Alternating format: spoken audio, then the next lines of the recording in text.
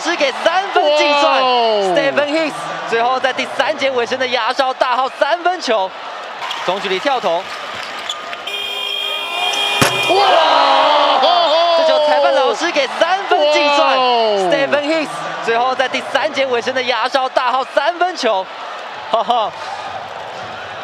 哇，这一球，裁判老师可能要再看一下有没有在时间到点前出手。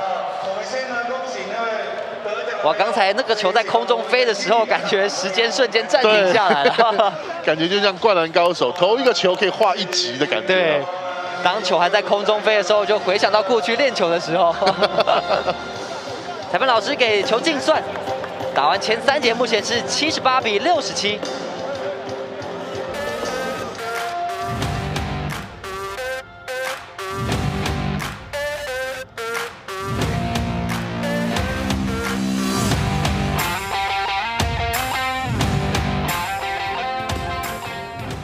哦，希克斯其实无所不在，他现在是打控球的角色。哇，强力切入倒地，但是球又是一个外轮线的机会转到了 Jaren Young 的手上。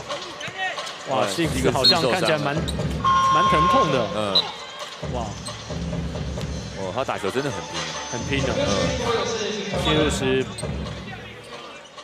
看一下是怎么受伤的。切入有点滑倒了。哦，是不是又压到自己的手腕？他之前好像有受伤过。哇，还是左脚扭一下，对，左脚踝有扭一下。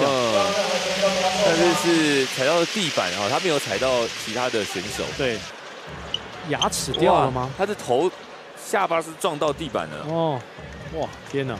他的这个压车是，然后撞到头。哇塞，哎呦，痛啊！哇，嗯。 把牙齿给撞掉了，哇，这个很痛啊，非常，而且直接掉。对，但我觉得他的个性可能等一下还是会上来打。天哪，他很拼的，哇，真的很拼的，牙齿敲到地板，直接掉在球场上。真的，球迷也是给予他的一个拼战精神很大的掌声，这个真的是需要的哦。哇哦，很痛啊。对啊。 这个角度可能看得更明显，你看他直接倒了之后，还要把球传出去，下巴直接哇撞到地上，这个名副其实的不该，对，哇，很痛。